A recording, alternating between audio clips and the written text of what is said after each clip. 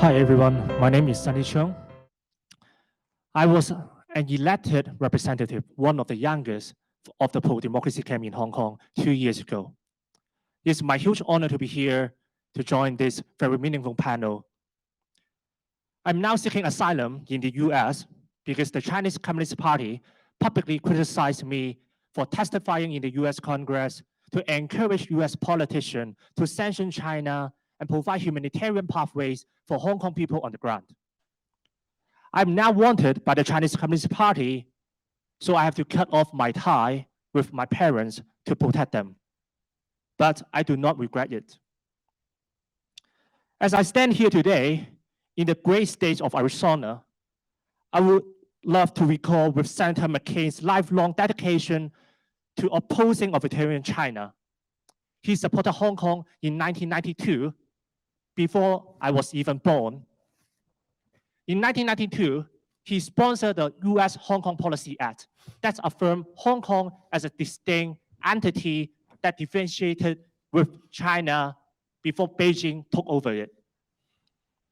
What Senator McCain embodied was the belief that solidarity could solve many problems. In 2013, the immigration reform he and his colleagues proposed was to designate Hong Kong as a country eligible for visa waiver program. He wanted to make it happen because he anticipated that after the rise of Xi Jinping, Hong Kong people would be soon in danger. Unfortunately, he was right. The demise of Hong Kong told us a simple fact. Beijing will never give up its power to undermine its one-party or one-man's rule. China, as a revisionist, has been subverting the international order. China's aggression is multifaceted, from abusing human rights, applying emerging technologies such as AI to advance surveillance purposes, to siding with Russia, conducting cyber espionage and covert actions, to equipping the PLA with hypersonic weapons and try to build a more aggressive fleet in South China Sea. China has an increasingly assertive grand strategy, so it is the US interest to enhance your strategic advantage against China. As an exile, I lost my home, but not my passion for liberty. I lost my home, but our fight against CCP continues. I'm now working with the State Department to enhance US cyber capacity building to contribute to the US society, and also to resonate with John McCain's values, country first, democracy first. In the face of China's aggression, we should be united, and we can be united. Look at what we have done against Russia. The West is capable, the West is still resilient. It's all come down to our political wills and our strategic plan. So we are now looking into that in the following panel with very distinguished panelists. Thank you very much.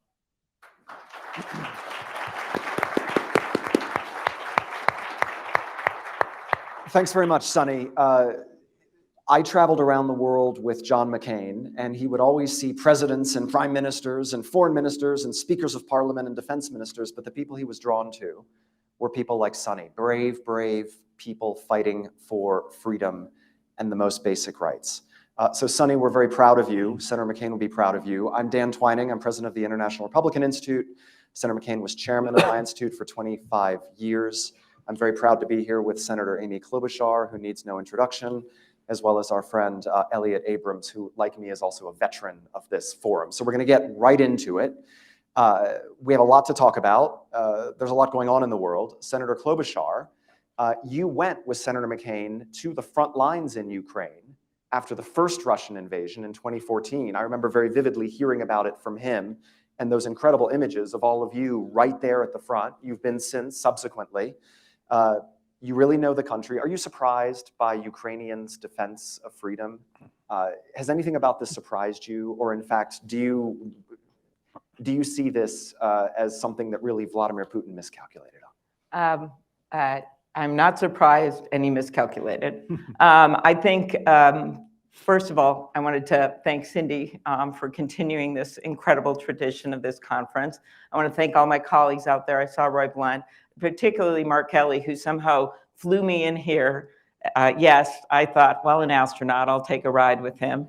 On a very small plane, which on our landing, literally 5 minutes before, he told me that I was the first passenger he'd ever had in that plane.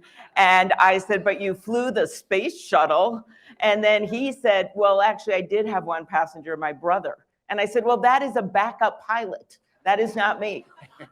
So I came into this mesa 500 feet up, and it was incredibly beautiful to see all of it. So starting with the John McCain story on that trip, because I think it really encapsulates what we're talking about here. The Ukrainians are people of great courage. And by the way, why do I think they're standing up? One, they've seen a taste of democracy. Elliott, 25 years of it, fits and starts, yes. Corruption, yes. Problems, yes. But I think that's made a difference. They've also seen a growing economy. Anyone that goes there sees all of the new buildings. I see the nodding of heads, the restaurants, just the business that's happening there, the excitement. And they don't want to lose that. They don't want to lose that. They don't want to lose that entrepreneurship to Russia. And then in terms of McCain, that trip was incredible because part of it was Donald Trump had just gotten elected. John McCain, I don't think you'll be surprised, felt it was very important that Lindsay and he and I go to show that we stood with the democracies. And we ended up with former President Poroshenko, who I think you're going to hear from tomorrow, going in some dark helicopter on New Year's Eve, ending up in Mariupol, actually ending up where with widows who had lost their soldiers to sniper fire. And I still remember we were in a bunker and we were in bulletproof vests, and I got a text from Cindy. And she said, it's New Year's Eve. I'm in Hawaii. Where is my husband? And I write back, he's in a bunker. He's doing okay, though. And after that, after meeting with these soldiers, we end up on this stage where we want to show American support for the Ukrainians. That was then, and this time I think you all know we're showing it in big time, not just words, but action. And to show the gratefulness to John McCain, the president of Ukraine presented him with an enormous Ukrainian machine gun. And John is holding this thing, and then they present Lindsay with a pistol. And I'm standing there thinking, what is my gift going to be? And they come over with this small box, and it contains 2 daggers. And John thought that was so hilarious, and he felt that I should be somehow treated equally, and he somehow talked them into giving me a pistol as well. In any case, the next day, as Cindy knows, the Navy confiscated all the weapons. We never saw them again. And to the end, to the last time when my husband and I visited him in Sedona, he kept joking about, where's my Ukrainian machine gun? And that was his irascible nature, but that trip was all about democracy. And so I think he saw in the Ukrainian people what we all see now. And it was not just this new zest for democracy. It was also the fact that we have a strong leader in President Zelensky. It's that we've got someone who will never forget that first video when he stood out in Kyiv and he said, we are here. For those of us that visited right before the war started, Senator Shaheen, Portman, it was a bipartisan trip. We saw that. We saw that they were going to stand by democracy. And I know all the pundits were saying they're only going to last for 3 weeks. That was the going number, 3 weeks. Secondly, I think it worked because of our allies and this incredible coalition that's been rejuvenated, right? Woken from some slumber or through the pandemic, that they've come alive and realize that we can take no democracy for granted. And it's not just geographic to NATO, it extends across the world. And I'm not being a Pollyanna about this. I think we'll talk about some of the issues in China and the like, but that's the difference. Those 3 things. The Ukrainian people, the leadership that you see in Zelensky, the moral leadership, and then finally, the fact that the world has stood with them. You've been a champion for Ukraine, so thank you. Mm-hmm. Elliott, tell us about what happens if Ukraine wins against Vladimir Putin's assault, and tell us what happens if it is successful. And talk about a little bit, please, the wider strategic implications of our stakes in this fight. Sure. First, it's great to be here with you, Senator Dan, Mrs. McCain. I just got a plane to Phoenix, so I don't have a story like that to tell about getting here. It was even on time. The stakes are very high, and I do want to come to what I think is the highest peak of the stakes, which is, what does Xi Jinping make of it? This really is a test. We have considerable Western unity now. We have financial sanctions, we have economic sanctions, we have arms pouring in to Ukraine. Now, what if Putin wins? First of all, it certainly cements his hold on power. It's certainly a lesson for the Chinese, and it's also a lesson for those countries that have kind of staked out a middle position, from Egypt to India, on who is more resolute, who in the end is going to be a winner out of this.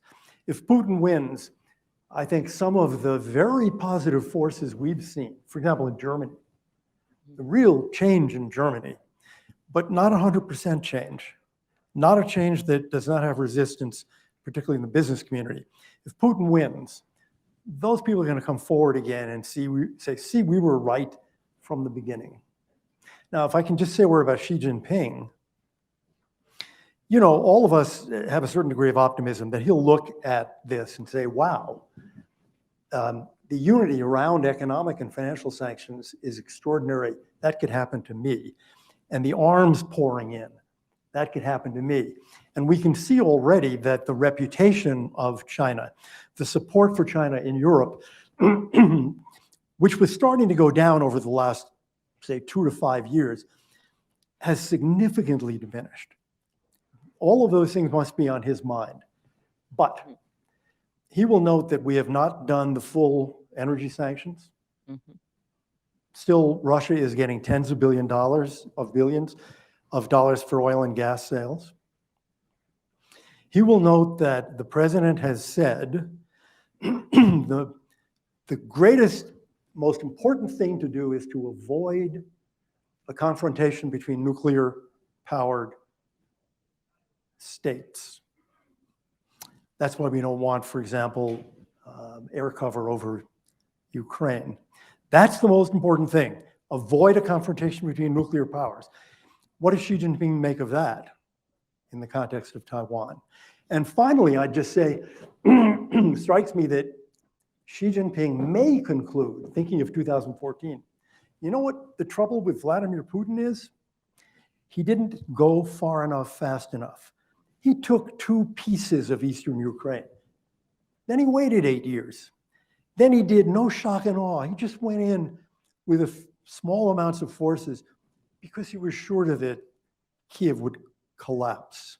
So maybe Xi Jinping looks at this and says, okay, the lesson for me is go in so big that the Americans can never catch up. That's what I worry about. We want to come back to that.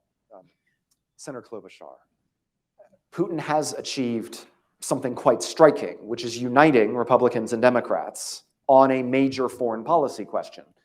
Public opinion polling shows some 4 in 5 Americans, equal high numbers of Republicans and Democrats and independents, support defending Ukraine, support standing with democracies under attack from authoritarian aggressors. We also have a great danger from China, given Xi Jinping's parallel ambitions to create a new world that's unfriendly to the United States and our allies and our values. Can we really build in this new era of authoritarian aggression a new Cold War consensus that maybe lifts us out of some of the polarization we have seen and really unite the Congress and the American people around a common cause like defending freedom, including in Ukraine? Notice I won't say yes right away like I did the other questions, but I do think on this one, it has been actually heartening for those of us. I think John McCain would have been smiling if he saw that 100-0 vote in the US Senate on stopping Russian oil from coming into our country. We usually don't get that on anything but volleyball resolutions. So that was pretty good. There's still, as you know, an isolationist a string going through, especially in the House, I would say, where 63 Republicans did not vote in favor of a resolution that I know Senator McConnell was actually upset that they didn't do that. 63 votes against resolution to stand with NATO. So that is going on, but overall, especially in the Senate, it's been really fervently bipartisan. There's disagreements on things, like the planes. There were some discussions about tactics and things that get said, but overall, that part of it has been very positive, and I think that has to continue for the very reasons we just talked about. I think the second unique thing is that it's not just our country, but some countries in the world that used to be neutral. I'm half Swiss, so it's been fun to hear Switzerland mentioned in a positive way for getting somewhat involved. Sweden, Finland, some of these countries, and that's been a change. And you see this growing coalition. But as Elliott points out, there's also headwinds with energy and the like. And then the piece of this that is, I think, the most, as he laid this out, somewhat unpredictable, and it's going to take the most forethought and diplomacy, is just the China part, because the leadership has said how much they support sovereignty. Those are words, but look at the actions. When you have maternity hospitals being bombed in Ukraine, and you have innocent people with their hands tied behind them, shot down on top of a bicycle, and yet they're still standing with the Russians.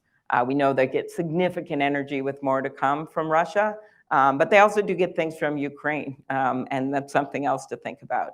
The coalition we put together is over 50% of the world's GDP, and so I think they are quite aware they may not want to completely cut ties to over 50% of the world's GDP, given that piece of that.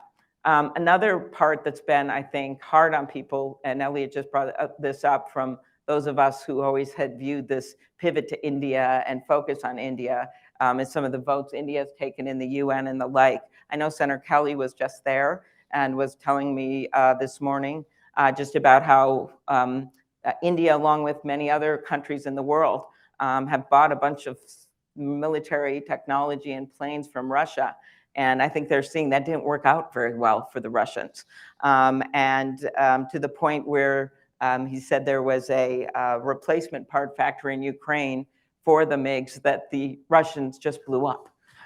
So you can see reasons that you might see with the right kind of diplomacy and incentives with a country like India that never was friends with China, that we could start moving on this, because that part of it has been, to me, has been disappointing. So a lot of this is to continue the diplomacy, to build this coalition, and to make sure we make very clear to China that we're not backing down, sort of turning the circle on the initial question you had about Congress, that the last thing we want to look right now is weak and divided and throwing pies at each other, because, as you said, they're going to notice.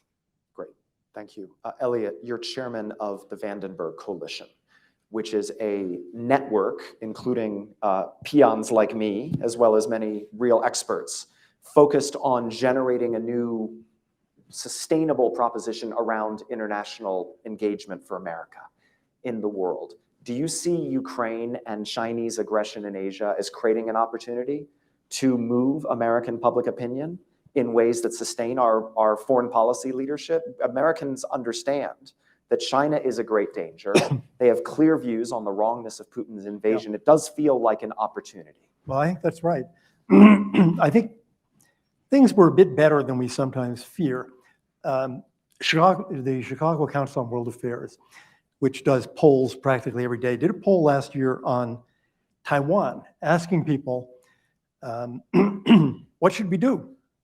52% said we should use American troops to defend Taiwan. If you had asked me what's going to happen in that poll, I'd have said 15%, 18%, 52%. This is pre-Ukraine. So I don't accept the notion that the American people have, returned to a kind of isolationism. That vein exists, particularly in the Republican Party. Not, as you were saying, Senator, not really in the Senate so much, maybe with one exception, but it exists in the House. I don't know who that is. I'm kidding. So I think this is an opportunity, but I'd say it's an opportunity not to create, but to solidify an underlying sense on the part of Americans that Ukraine demonstrates again. Nobody's going to lead unless we do. But if we do, we're going to have a lot of allies. And this is a great example of that because we don't have to go, searching around to come up with an apparent ally here and there. I think any American who's watching this has got to be struck by Poland sending tanks and by the Brits now just sending 8,000, one can go on. This really is an extraordinary US-EU effort, US-European, US-NATO. And I think, Americans don't want this burden to fall exclusively on us. But I think the notion that we need to lead, or Putin and Xi Jinping are going to lead, is widely understood. Mm-hmm. I was just thinking of when you said Poland, Senator Portman and Wicker Blumenthal and I went to Warsaw, but then we went right to the border where the Ukrainian refugees were coming in. And I remember our ambassador there, Ambassador Brzezinski, talked about how the fact that Poland, which had the country that had been invaded by the Prussians and the Russians and the Habsburgs and the Nazis, and that at this moment in time, they're taking in millions and millions of these refugees, so many of them to their home. And what he said that this generation has so much pride that they're doing this and that they are realizing something that was just a dream of their ancestors, of their grandparents and their great-grandparents. And so it's even beyond the economic coalition we can build. And part of it coincides with coming out of this pandemic, right? In our country, people are finally seeing each other again and they're talking to each other again. Here we are, we can see each other's faces. And it's a moment where people are not just watching the news and just seeing it through their own lens in their own basement, right? They are actually talking to people. And I think that's also made a difference with how America has responded to this. And I hope one response actually will be more openness toward these refugees, and not just Ukrainian refugees, but Afghan refugees as well. There's a lot of work we have to do on that front, because if we want to be a strong nation, to be able to get our own act together here so we continue to lead, not just with military and diplomacy, but also economically, we're going to need more workforce, honestly. My state, it's down to 2.5%. And part of the answer is training and getting people back to work, but part of the answer is immigration reform and bringing in these refugees. I think nothing, just to add to that, has impressed people more than seeing on TV every night Ukrainians fight and die for their country. And there's Zelensky basically saying, to put it in Churchillian terms, give us the tools and we will do the job. I think the one-liner that really would have caught everyone's attention in this country is, I don't need a lift. I need ammunition. I need ammunition. I mean, that's what America, that's a guy worth supporting. So Senator Klobuchar, let me pick you up on something you began about what we need to do around refugees and ask you what we need to do more generally, whether in domestic politics or in foreign affairs. We're in this new era. Authoritarians are on the march. Xi Jinping and Vladimir Putin issued this declaration before the Beijing Olympics, sketching out a world of authoritarian. Friendship has no limits. No limits friendship, a world of authoritarian spheres of influence. Might makes right. Big countries have special rights. Small countries have no rights. There's not a big role for America and our democratic allies in their vision.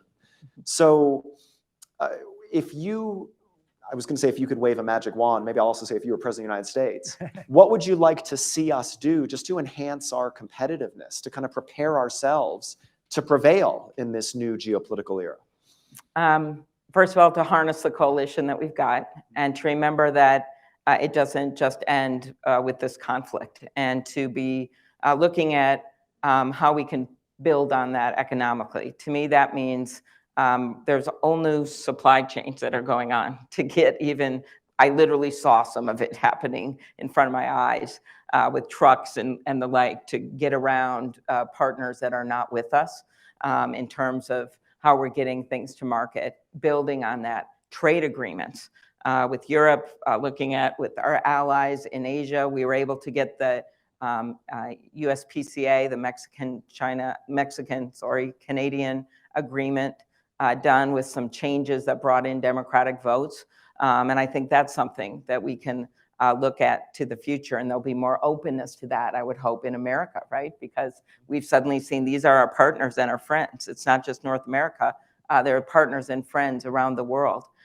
Building up our own infrastructure, which we've actually done with the bipartisan infrastructure agreement, which was exciting. We're investing in our ports and in our rail and in our infrastructure again. But then the bill that's before us now, bipartisan, came out of the Senate about our own competitiveness. And that's in semiconductors. We've gone from something like 2 decades ago, 40% of the world's semiconductors to 10%. And we know how dependent we are on them for all kinds of things and the chips. And so that's got to be a piece of that, passing that bill, which allows us to bring some of that manufacturing and other kinds of manufacturing back to the United States. So that's another piece of it. So I think building domestically and then making the case, because so much of why we haven't been able to move, in my mind, on 2 things that John McCain supported, immigration reform, as well as trade with the world, is domestic politics, let's face it. Every single time we tried to move on immigration reform, it would get stopped by right-wing talk radio, or would get stopped from some procedural mess that happened. And now look where we are, in my mind. When Sven and Oli's Pizza Shop in Grand Marais, Minnesota is only open 3 days a week, we have a problem. And so it is, of course, way beyond that when we're starting to turn away business if we don't have enough workers. So even if you look at it beyond the morality, which the American people feel strongly about right now with the Ukrainian refugees, they do. They want to bring them to their homes. We get calls all the time. Literally, we get calls. Hi, I'm calling from New Hope. I've listened to the messages. And I'd like to bring a Ukrainian family into my home. This is my number. This is a town in Minnesota. I'm calling from Rochester. Please bring a Ukrainian family to my house. I'll take them in. We have an extra bedroom. So we've got to harness that feeling and I think go beyond not just Ukrainian refugees, but get something done on immigration policy. And I know it seems like a sort of fantasy right now, given all the problems and the issues and how it's used politically. But I just think if we got to get our act together with workers, and I know there's a lot of business people out there nodding their heads. This is a real turning into a crisis if we don't do something about it. So trying to move on those fronts, so we are stronger economically, domestic manufacturing, immigration reform, looking at trade agreements again, getting the American people with us, which we did before the war in Ukraine with the Canadian-Mexican trade agreement, building on that. And I think that will give us the kind of strength we need to go forward as a country. Great answer. Thank you. Elliott, I want to ask you the and same bringing question. people back to work instead of having everyone the laptop class by Zoom. Okay, I'll leave that alone. But I think it's going to create a huge problem in our society if there's a whole class of people that have to be on the front lines working, and then you have a whole bunch of people. I'm not talking about Friday at home. Our workers do that too. Before that. I'm talking about full-time, not being in the workplace when other workers are expected to do it. I think it's going to lead to some real problems, and we're never going to be able to have the kind of civic discourse we need if everyone's in their own silo. So I'll leave that alone for another discussion. I want to hear your answer, but can I just frame it for a second? Yeah. There are a couple different arguments about why we won the Cold War after a 40-year strategic struggle against a great autocracy empire. One, of course, is NATO and forward deployment of US forces and all of the grand strategic stuff.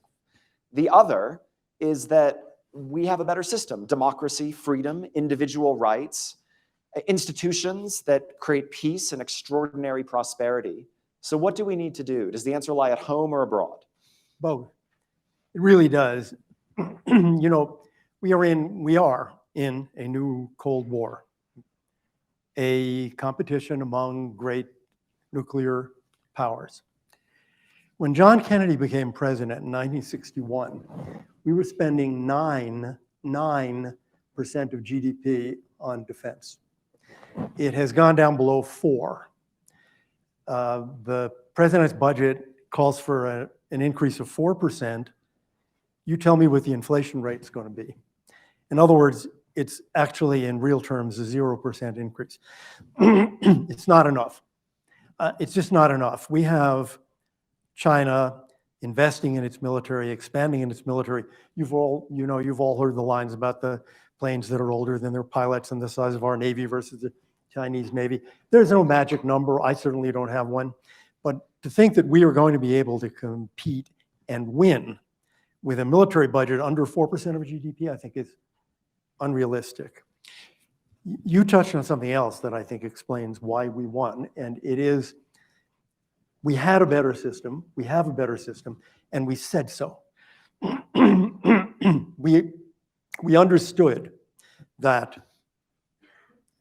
we should be talking about our security, but we should also be talking about freedom.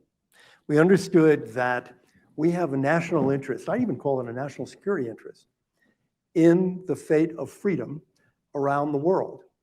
The more freedom and democracy there is, the worse off the Russian-Chinese axis is. And with the expansion of freedom, that brings us allies. So, we used to be better at this. I mean, if you go back long enough to the Reagan days, we had USIA, the US Information Agency, whose purpose was largely to tell our story, which we're not doing very well today. I think we see in Ukraine, and we see in all of the frontline states in Europe, and we see in South Korea, Australia, Japan, Taiwan, they get it. They know that what is at stake in Ukraine is not simply, though this is critically important, Ukrainian national sovereignty. It's also freedom. So I don't see these as separate. I see these as completely integrated, but we need to do a better job at talking about it. You sound like someone who sits on the board of the National Endowment for Democracy. It's a coincidence. Great answer. I would like to point out, just to the audience, I was in India this week also, and we were talking about these issues. Of looking at the list of the top 10 economies in the world, 9 of them are the United States, our NATO European allies, Britain, France, Germany, Italy. Japan and Korea are great allies in East Asia, and India, which we want to keep on side as a great strategic partner and increasingly, hopefully, bring it around on these big strategic questions. The Indians are already there on China. 9 of the top 10 economies in the world are friendly to or allied with the United States. China's alone in that list. So whenever there's this narrative around the inexorable rise of China and it taking over the world, not only do we read Josh Rogin columns for our answers, but we also, I think, need to think strategically about the fact that, as Dan Sullivan, chairman of IRI, likes to put it, our greatest source of strength is our democratic alliances. And this is what China is most afraid of. They are most afraid of people around the world doing what Ukrainians have done and embracing values of freedom and openness and strong and accountable institutions, and having corrupt leaders be deposed. Because if corrupt leaders were deposed, Xi Jinping and Vladimir Putin would be at risk of their regime. I think we see this in Ukraine because Ukraine is not a national security threat to Russia. That's absurd. And the notion that, NATO is a great security threat just waiting for the opportunity to attack Russia is completely absurd. But Ukraine does present a threat to Putin, not to Russia, to Putin for the reasons that you state, because it is an alternative model, a free and prosperous Slavic society. No wonder it makes him unhappy. He says they're one people, but the Ukrainians enjoy freedom and rights and accountability. And yes, right. Senator Klobuchar, what would John McCain do? He's here with us in spirit. You spent so much time with him and know him well. We're all here in some ways because of him and Cindy and connection to what the McCains have stood for. What would he want us to do at this moment with respect to Ukraine, Russia, China, the state of the world? Right. Well, I think, first of all, he'd be really happy you're all here and back. Second of all, he would be a strong advocate for doing more with military, and I think you know that the weapons at the beginning, there was some consternation from many of us that we needed to up our game. That has been happening. I don't know if General Petraeus is here yet, but a few of us met with him a few weeks ago about what weapons really have helped the Ukrainians, and Switchblade drones were right at the top of the list only because, and now we have another drone that we've worked for them only because they can get trained on them in just a few hours, and they've been very damaging to the Russians. And so I think what you've seen, and McCain would have been right there, I can picture right now in their meeting with President Biden and pushing on this. And what you've seen just this week is President Biden put out a major package of $33 billion, suggesting that Congress fund this. And I was kind of tracking as I came here the comments of my colleagues about it, and especially in the Senate, where I think it'll most likely, I would guess, the decision will be made on the amount of money and how it goes. And they were, many of the Republicans appeared open to, of course, a big additional package. Senator Menendez was positive about this proposal. Senator Shaheen, I mentioned these people because they're leaders on the Foreign Relations Committee. And when you look at why we would do something like that, you look at exactly what Elliott just talked about imagine the opposite. Imagine if Putin wins and what this will mean with our allies around the world. And then you also look at the cybersecurity piece of this. This has actually been, after Russia has, attempted to interfere with our elections and messed around with us forever. One of my favorite things that's going on, and General Nagasone actually is from Minnesota, so I'm excited about that, but is the cyber work that we have done, the help we've given, as well as other allies. And Ukraine has a lot of creativity, of course, in how they're using social media. It's unbelievable in the middle of the war that they always keep thinking of new ideas. Like the "fuck you" stamp about the ship coming to the thing. That was not my words; that was the words of the Ukrainians, and they are just incredibly creative about that, and they've beaten Putin at that game. Now he's doing his own stuff in Russia. I think you all know that. There's been a few examples of pushback in Russia and people getting arrested and the like. But there's a reason that we want to put more funding into this. So I think that is something where John McCain would have been all over this. Part of why a group of us kept going back, and I'm sure we'll go back again, to Poland, to Ukraine, every single time we thought about John. And when we went to the Munich Security Conference, you're going to see a number of the senators over the weekend who were there, including Senator Graham and Senator Whitehouse. We called it Codell McCain. We didn't put the most senior senator's name on it or whatever. It was Codell McCain. And that was in his honor. And I really thought about him when I was there, because that's when Zelensky gave his big speech. And everyone there was I was on a panel afterwards with Jane Harman and the British Foreign Secretary and Finnish and Polish leaders. And everyone was just like this, because he just put it to them, Zelensky did. And there had been some talk, well, why would he come here? He should be in a bunker with his troops on video. It would look better.